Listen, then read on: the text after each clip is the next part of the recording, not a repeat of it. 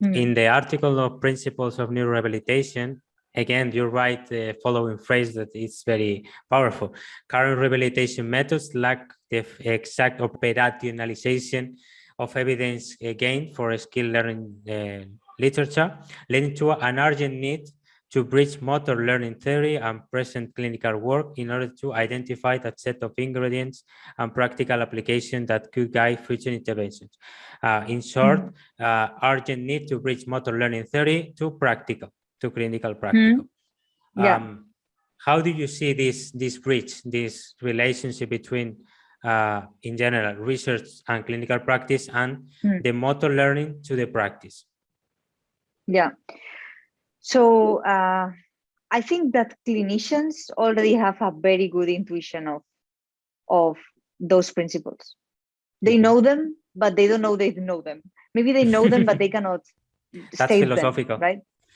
Yeah, I don't know. I really think because what happened to me in my trajectory in research is that many times I led my research led to a conclusion that clinicians already knew, right? Like, for instance, I remember by the end of my thesis, I realized how key was to promote the use of the affected arm.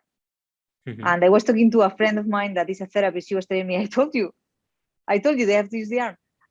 And what we need maybe is to formalize those principles, right? And to point to the evidence that supports them. So we all agree on which are those principles that still we don't, right? And there are many that are still not understood like dosage and blah, blah, blah.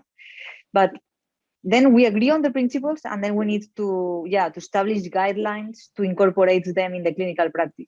So I absolutely agree that we need this bridge, and it's a tough bridge because to bring the results from research to have an impact on guidelines, clinical guidelines, this is very, very, very difficult to do.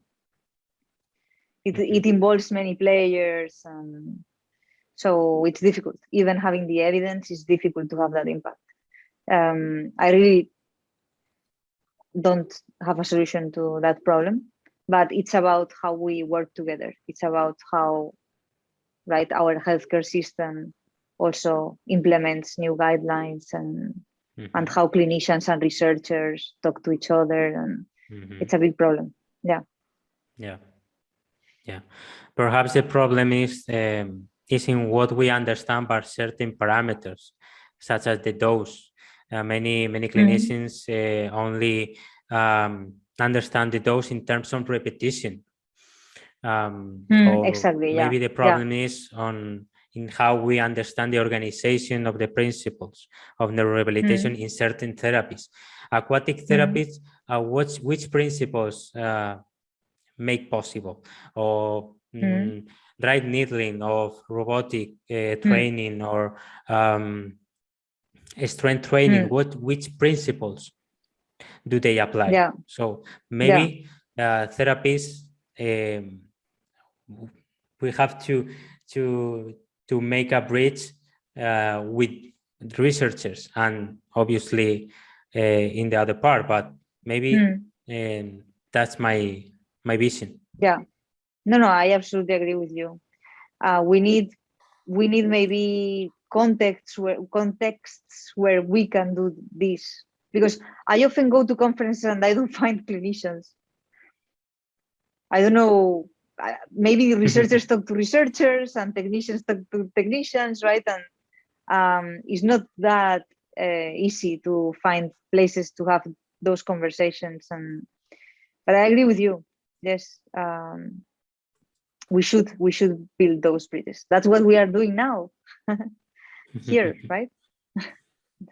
Maybe when one clinician reads your thesis or another thesis, one finds difficult information, statistics, numbers, and we want recipes in many times. So perhaps that's why there is no enough clinicians in the congresses. Yeah. No. I totally understand. And the way we publish papers in journals, and also we have to pay for them. I mean, obviously, there are many things we could do to improve communication there. Yes.